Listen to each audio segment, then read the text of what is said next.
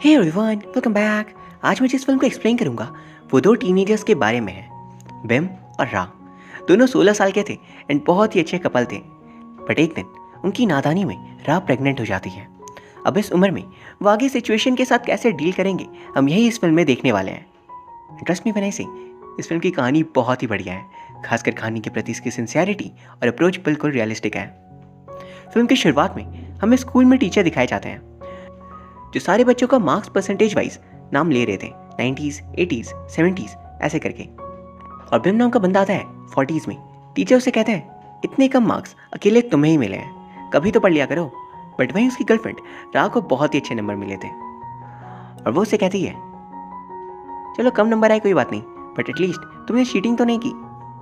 Classes के बाद दोनों बहुत मस्ती करते हैं और फिर रा के घर जाते हैं जरा बिम के ऊपर मेकअप करी थी। एक्चुअली रा को के पॉप बहुत पसंद है एंड इसी वजह से उसका सपना भी है साउथ कोरिया जाना और सोल नेशनल यूनिवर्सिटी में पढ़ना, जो कि कोरिया की सबसे प्रेस्टिजियस यूनिवर्सिटीज़ में से एक है। इवन पूरे कमरे में उसने के पॉप आइडल्स के फोटोज चिपकाए हुए थे और वो उन्हें अपने हस्बैंड्स बुलाती थी और कहती थी बिम तुम इनके सामने कुछ भी नहीं हो, बट तभी मेरे बॉयफ्रेंड हो, मैं खुश हूँ। बिम इस बात पर उसके साथ थोड़ी मस्ती करता है, बट इस बीच दोनों बहुत ही ज़्यादा क्लोज हो जाते हैं और अगले सीन में हमें उन दोनों को बेड पर दिखाया जाता है उनकी इंटीमेसी के तुरंत बाद।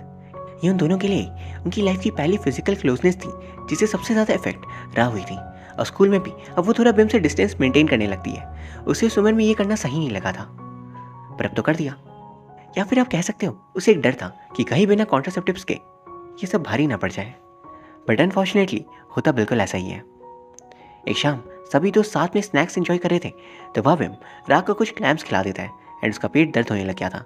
राउस की मदर और बिम को लगता है कि क्लैम्स की वजह से पेट दर्द हो रहा है एंड बिम इस बात पर उससे माफ़ी मांगता है। बट कुछ दिन के लिए रा की पूरी फैमिली कहीं दूर जाती है तो सीक्रेटली वो दोनों प्रेगनेंसी टेस्ट करवाने का सोचते हैं, बट किट लेना आसान नहीं था। अब स्टोर ओनर देखेंगे तो 16 साल के बच्चे प्रेगनेंसी किट ले रहे हैं तो क्या सोचेंगे, या फिर अलाउ करेंगे भी, या घर पे बता दिया तब। इसलिए बिम अपने दोस्त की मदद से मंगवा लेता है और टेस्ट पॉजिटिव आया था, यानी कि रा वॉज प्रेग्नेंट। इस बात से उन दोनों को एक झटका सा लगता है एंड वो दोनों अबॉर्शन करवाने का सोचते हैं, बट उसके लिए डायरेक्ट हॉस्पिटल तो जा नहीं सकते क्योंकि वो मैरिड नहीं है। इसलिए वो दोनों कोई लोकल क्लिनिक जाने का डिसाइड करते हैं। वहाँ पहुंचकर बड़े लोगों के सामने दो छोटे बच्चे थे तो रा को बहुत बुरा लगता है, बट बिम उसके पास आता है बात करने। जब वो कहती है पता है जब मेरी छोटी बहन मम्मी के वूम में थी तब मैं हमेशा उससे बात करती थी, लेकिन आज मैं खुद एक बच्चे को मार रही हूँ। क्या ये सही है बिम? एंड वो उसकी बात पे अग्री कर जाता है एंड दोनों डिसाइड करते हैं वो बच्चे को अबॉर्ट नहीं कर पाएंगे बल्कि खुद ही उसे रेस करेंगे। लेकिन अब प्रॉब्लम यहाँ पर यह है कि अभी तो उसकी बस शुरुआत थी। आने वाले हफ्तों में जब रा की बॉडी में फिजिकल चेंजेस आएंगे तब वो इसे अपने स्कूल और अपनी फैमिली से कैसे छुपाएगी। बिम कहता है स्कूल में बेली टाइटना और जैकेट डाल लेना और घर पे ज़्यादातर वक्त अकेले रहना अपने कमरे में। ऐसे ही सेम मेरी पड़ोसी ने भी किया था और डायरेक्ट कुछ महीनों बाद वो अपने बच्चे के साथ आई और हम ये थे बिल्कुल हैरान रह गए थे।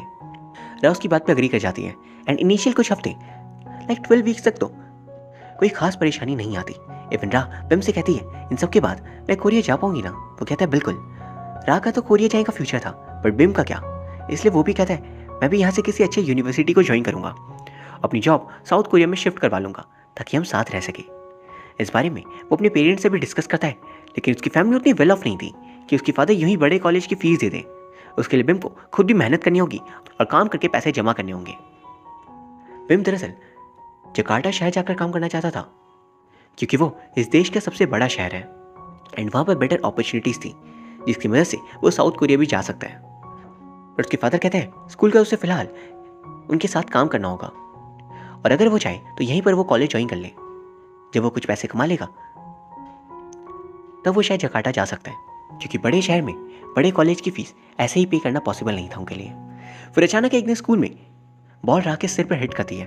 तुरंत पूरा स्कूल वहाँ इकट्ठा हो गया था क्योंकि रा की कंडीशन खराब लग रही थी। बिम उसके पास आता है और रा को इतना ज़्यादा दर्द हो रहा था कि बिना कुछ ज़्यादा सोचे वो कह देती है हमारे बच्चे को तो कुछ नहीं हुआ बिम। पूरा स्कूल और टीचर्स इस बात को सुन लेते हैं और रा को तुरंत मेडिकल रूम में लाया जाता है। बट सीरियस सिचुएशन तब बनती है जब रा और बिम के दोनों ही मम्मी पापा स्कूल आते हैं प्रिंसिपल से बात करने। तुरंत रा के पेरेंट्स मेडिकल रूम में जाते हैं एंड वहाँ वो बिम को अपनी बेटी से एकदम दूर करते हैं और रा के फादर तो बिम को कल्प्रिट समझ मारने तक आ गए थे। लेकिन उसी वक्त बिम की मदर उन्हें साइड करती है क्या आप मेरे बेटे को बिना पूरा सजाने ऐसे ही नहीं मार सकते? उन दोनों की फैमिलीज में लड़ाई होने लगती है, बट एंड वक्त पे रा कहती है आई लव बेम। और सभी समझ जाते हैं ये कोई फोर्सफुली किया काम नहीं है, म्यूचुअल कंसेंट से किया हुआ था, बट सही एज में नहीं। अपनी बेटी की नादानी को देख मदर को बहुत गुस्सा आता है। वो कहती है तुम दोनों अकेले कैसे बच्चे को रेस करोगे, खुद ही तो बच्चे हो। पर बेम वह कहता है मैं रात दिन मेहनत करूंगा और हमारे बच्चे को रेस कर लूंगा, हम किसी पर बर्डन नहीं बनेंगे पक्का। रा की मम्मी कहती है जब मैं एज अ मदर फेल हो गई और मेरी बेटी ने ये कर लिया तो क्या तुम कर पाओगे? रा के फादर उन्हें शांत करते हैं, अपने साथ ले जाते हैं। लेकिन रा की मदर उनसे नाराज होकर वहां से निकल जाती है, ये कहते हुए तुमने मुझे डिसअपॉइंट किया है रा, मैंने तुमसे कभी भी ये एक्सपेक्ट नहीं किया था। और वहाँ वो रोने लगती है। एंड कुछ देर बाद उसे लेकर बेम और उसकी फैमिली अपने घर तक आती है। पर बेम की फैमिली कोई अमीर लोग नहीं थे जैसे कि रा, इसलिए उनके घर आने तक पूरे रास्ते जब वो गलियों से गुजरते हैं वो रा के लिए बिल्कुल नया था। As her family is well off. वहाँ पर रा बेम के कमरे में रहने लगती है एंड बेम उसे अपनी लोकेलिटी और नेबर्स की स्पेशल हरकतों के बारे में बताता है। लाइक उसे अलार्म नहीं लगाने पड़ते क्योंकि सुबह सुबह पड़ोस में बच्चे अपने घर पे चिल्लाते हैं और यहाँ की दीवारें पतली है तो आवाज़ चारों तरफ आती है। वो अगले दिन वो लोग रा को लेकर रेगुलर चेकअप के लिए गए थे जब डॉक्टर ने बताती है देखिए रिपोर्ट्स तो वैसे सही है पर टीनेज में प्रेगनेंसी मैच्योर एज के मुकाबले ज़्यादा मुश्किल होती है और ये 2 गुना ज़्यादा दर्द देता है, तो आपको रा का ज़्यादा ध्यान रखना होगा। एंड साथ ही सबसे बड़ी रिस्पॉन्सिबिलिटी बिम की है कि वो उसे स्ट्रेस लेने ना दे। साथ ही वो उसे पूछती है तुम लोगों ने रिप्रोडक्शन चैप्टर स्कूल में पढ़ा था? वो कहता है हाँ, बट मार्क्स सिर्फ 20 ही आए थे तो उसे नॉलेज तो ज़्यादा थी नहीं, इसलिए डॉक्टर कहती है ज़्यादा से ज़्यादा इसके बारे में पढ़ो। वहीं हम देखते हैं रा के पेरेंट्स उसे अपने साथ घर लेकर आ जाते हैं, शायद उन्होंने अब उसे माफ़ कर दिया। आखिर कितने वक्त वो नाराज़ रहते अपनी बेटी से। बट घर पे रा की छोटी बहन उसे कह देती है कि पेरेंट्स सोच रहे हैं बेबी को अंकल और आंट को देने के बारे में। रा ये सुन तुरंत अपनी मदर को कन्फ्रंट करती है। जब मदर कहती है तुम अभी सिर्फ 16 साल की हो और याद रखो बच्चे को जन्म देना सिर्फ एक बार की बात है बट इसे बड़ा करना पूरी जिंदगी भर की, तो क्या तुम अपनी पूरी जिंदगी कुर्बान कर ये करने को तैयार हो? वो दोनों तुमसे ज़्यादा प्रिपेयर्ड है इसलिए उन्हें देना ही बेहतर होगा। रा कहती है ठीक है, तो इस बारे में बिम को भी पता होना चाहिए। जैसे इस बारे में बिम और उसकी फैमिली को पता चलता है तो बिम की मदर उसकी बहन डियो को बुला लेती है जो अपने भाई की हरकत से बिल्कुल निराश थी। ये सोच कॉन्ट्रासेप्टिव्स का मतलब ही नहीं पता क्या, जो उन्हें यूज़ नहीं किया, बट अब जो हो चुका है उसे बदला तो जा नहीं सकता। इसलिए अगले दिन चारों जाते हैं सीधा रा के घर उसे शादी के लिए पूछने, क्योंकि अगर दोनों मैरिड हुए तब वो साथ भी रह सकते हैं और लीगली एज गार्जियंस अपने बच्चे को बड़ा कर सकते हैं। उनकी शादी अच्छे से हो जाती है और शाम दोनों आपस में डिस्कस करते हैं कि बेबी में गुण किसके आएंगे, बिम की या फिर रा के। रा कहती है इंटेलिजेंस तो मेरे आनी चाहिए एंड सेंस ऑफ ह्यूमर तुम्हारा चलेगा। और वहाँ बिम सोचा था कि बेबी पक्का ही गर्ल होगी। वहीं रा का काम था घर पे अच्छे से रहना ताकि बेबी और वो दोनों हेल्दी रह सकें। और फिर बिम जाकर अपने फादर इन लॉ के रेस्टोरेंट पे एज अ वर्कर काम ज्वाइन कर लेता है ताकि वो ये प्रूव कर सके कि वो मेहनत करने के लिए तैयार है, अपने आने वाले बच्चों को वो रेस कर सकता है। सुबह से दोपहर तक स्कूल और दोपहर से रात तक रेस्टोरेंट पे काम, वो इन दोनों ही चीज़ों को in spite of the utmost difficulties and challenges बहुत ही अच्छे से मैनेज करता है, जो बात उसके प्यार को सिग्निफाई करती है। स्कूल में बाकियों ने उसे थोड़ी डिस्टेंस मेंटेन करनी स्टार्ट कर दी थी एंड रेस्टोरेंट का काम भी आसान नहीं था, लेकिन उसकी मेहनत देख खुद रा के फादर भी उसकी तारीफ करते हैं। लेकिन फिर एक दिन जब बिम घर पर आराम कर रहा था और गेम्स खेल रहा था तो रा उसे बार बार कहती है पढ़ाई कैसी जा रही है, कॉलेज आ पाओगे? बिम उसकी बात इग्नोर कर गेम में लगा हुआ था, जिससे रा तंग आकर उस पर गुस्सा करती है। बदले बिम भी चिल्ला देता है और बात यहाँ तक पहुँच जाती है कि रा कहती है क्या मेरे फादर की यही पूरी ज़िंदगी काम करना है तुम्हें? जिससे बिम कहता है क्या तुम्हें लगता है मुझे काम ज़रा भी पसंद है, मैं बस हमारे लिए वो कर रहा हूँ, इवन इस पूरे वक्त असली मेहनत मैं कर रहा हूँ, तुम्हें तो घर पर ही रहना है। उसकी बात सुन रा कहती है तो तुम्हारे अनुसार मैं घर पर आराम करती हूँ और तुम सिर्फ काम करते हो, ठीक है। उनकी लड़ाई के कुछ देर बाद रा अपनी मदर से मिलती है एंड अभी कुछ वक्त वो वहीं रहकर डिसाइड करती है। इस बीच उन लोगों ने साउथ कोरिया में कॉलेज कैंपस से पास घर भी देख लिया था और वहाँ लेकर जाने के लिए वो कपड़ों की शॉपिंग भी करते हैं, जहाँ रा के फ्रेंड्स भी उसकी मदद करे थे। लेकिन एक दिन कपड़े ट्राई करते वक्त रा को प्रेगनेंसी रिलेटेड कुछ इश्यूज आ जाते हैं लाइक लैक्टेशन लीकेज। उस वक्त सबसे पहले उसकी मदर आकर उसे कंसोल करती है कि प्लीज़ इससे घबराओ मत, ऐसा उनके साथ भी हुआ था। हाँ ये सच है कि ये नॉर्मल नहीं है बट यू विल मैनेज रा। और इससे रा को भी बेहतर महसूस होता है, वरना वो बिल्कुल टूट सी गई थी। फिर अगले दिन पूरी फैमिली डॉक्टर के क्लिनिक जाती है रेगुलर चेकअप करवाने के लिए, बट वहाँ एक और लेडी भी थी जो उनके साथ बिना मतलब की बातें करने लगती है। बट व्हेन शी सीज कि पूरा खानदान ही डॉक्टर से मिलेगा, उनके मुंह खुले के खुले रह जाते हैं। और रा की कंडीशन ओवरऑल ठीक थी एंड बेबी दरअसल एक बॉय है। ये जान बिम हैरान होता है, उसे उम्मीद थी कि वह एक गर्ल होगी। वही फिर वो रा से माफ़ी मांगता है पिछले दिन जो भी कुछ हुआ उसके लिए। रा उसे माफ़ कर देती है एंड फिर कहती है कल मेरे अंकल आंट आएंगे घर पे, एंड मुझे लगता है एटलीस्ट हमें एक बार उनका पॉइंट ऑफ व्यू सुनना चाहिए कि आखिर वो हमारे बेबी को अडॉप्ट क्यों करना चाहते हैं। एंड अगले दिन अंकल और आंट सबको बताते हैं कि उन्होंने ऑलरेडी कई सारे तरीके ट्राई कर चुके हैं कंसीव करने के, या फिर आर्टिफिशियल टेक्निक्स भी, बट किसी में भी काम नहीं बना। वो कहते हैं इस बेबी को वो खुश रखेंगे, बट पहले ही वो एक बात क्लियर करना चाह रहे थे कि बेबी विम और रा को बड़े होने के बाद अंकल और आंट बुलाएगा या फिर भाई या बहन, उन्हें वो ऐसा पेरेंट कभी नहीं बुलाएगा। ये बात सुन विम भाग कर बाहर आ जाता है, उसके पीछे रा भी आती है एंड हम देखते हैं उसे थोड़ा हर्ट महसूस हुआ था, लेकिन अगर उन्हें अपने फ्यूचर के बारे में सोचना है और बच्चे के फ्यूचर के बारे में भी तो यही बेहतर होगा। इस बारे में बात करने तुरंत ब्रह्म के पेरेंट्स भी वहाँ थे। रा के फादर बता रहे थे कि किसी भी रिलीजियस कोर्ट से उन्हें परमिशन मिल जाएगी डिवोर्स से रिलेटेड, क्योंकि विम और रा अब ऐसा कपल नहीं रह सकते और डिवोर्स के बाद दोनों आसानी से अपने अपने बच्चे को अंकल एंड आंट को दे सकते हैं। लेकिन इस बात से बिम की मदर बिल्कुल भी सहमत नहीं थी। उन्हें डिवोर्स और फिर अपने ही ग्रैंडसन को किसी और को देने वाली बात बहुत गलत लगती है, पर वहीं इसके ऑपोजिट रा की मदर इस डिसीजन के सपोर्ट में थी। उनका मानना था कि उनकी बेटी अपने फ्यूचर पर ध्यान दे पाएगी अगर वो बच्चे को रिलेटिव्स को सौंप कर कोरिया चले जाए तो। एंड क्योंकि दोनों के बीच कोई सोल्यूशन इस बात का नहीं निकलता, इसलिए तब तक वेट करने की बात की जाती है जब तक बेबी बॉर्न ना हो जाए, उसके बाद ये डिसीजन लिया जाएगा। घर पर पिम की मदर बहुत नाराज थी। ये सोच ऐसे कैसे वो अपने ग्रैंडसन को किसी और को दे दे, वो उनका ही बेटा है, और तो और वो यहाँ तक रेडी थी कि बच्चे को वो खुद ही रेस करेंगी, कि अब उनकी एज वैसी नहीं रही है कि वो ये सब कर सके। वो रा के घर पर सामान की पैकिंग चल रही थी कोरिया जाने की। जरा अपने साथ बेबी के कुछ क्लोथ्स लेकर जाना चाह रही थी, जिसमें मदर आपत्ति जताती है कि इसकी क्या जरूरत है, बट थोड़ी बहस के बाद वो तीनों साथ में रा के बचपन को याद करने लगते हैं।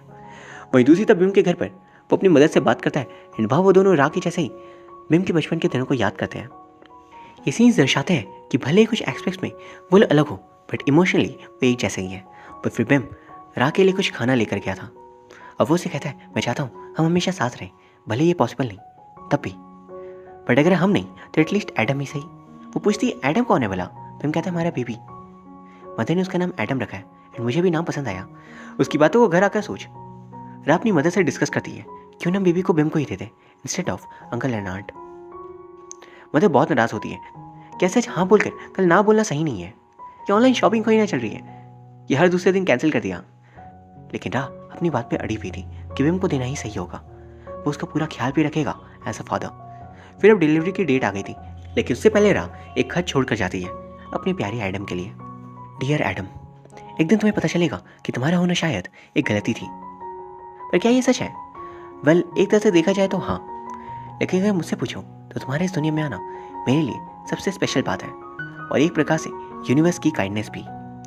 डिलीवरी वाले दिन काफ़ी पेन के बाद आखिरकार बेबी इस दुनिया में पहली बार आता है और सभी उसे बहुत प्यार करते हैं। बट अभी मेन प्रॉब्लम यहाँ पर यह आ गई थी कि रा के इंटरनल इंजरीज, इसके लिए एक ऑपरेशन करना था, तो उसमें मौत का भी खतरा है। बट ऑपरेशन हो जाता है एंड शी ओवरकम्स इट और उसकी जान बच जाती है। सभी बहुत खुश होते हैं एंड रा और बिम अपने बेबी को एक साथ वहाँ प्यार करते हैं। फिर रा की फैमिली बेबी को बिम और उसकी फैमिली को सौंप साउथ कोरिया जाने के लिए निकल जाते हैं। बिम रास्ते में बहुत रोती है, बट उसके फ्यूचर के लिए मे बी ये एक हार्ड डिसीजन था, पर शायद सही था।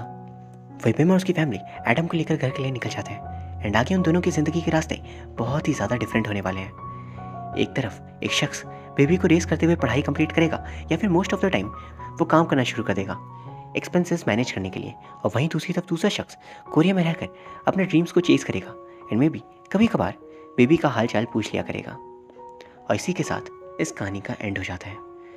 कहानी का अंत एक कड़वी सच्चाई के साथ होता है, पर क्या वो झूठ था? शायद नहीं, बल्कि फिल्म इस टॉपिक को बहुत ही सिंसियरिटी और रियलिस्टिक टोन के साथ प्रेजेंट करती है।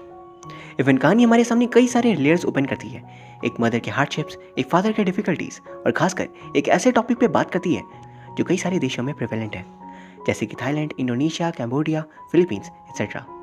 फिल्म का पोर्ट्रेयल और अप्रोच अपने कैरेक्टर्स और अपनी स्टोरी के प्रति बिलीवेबल था।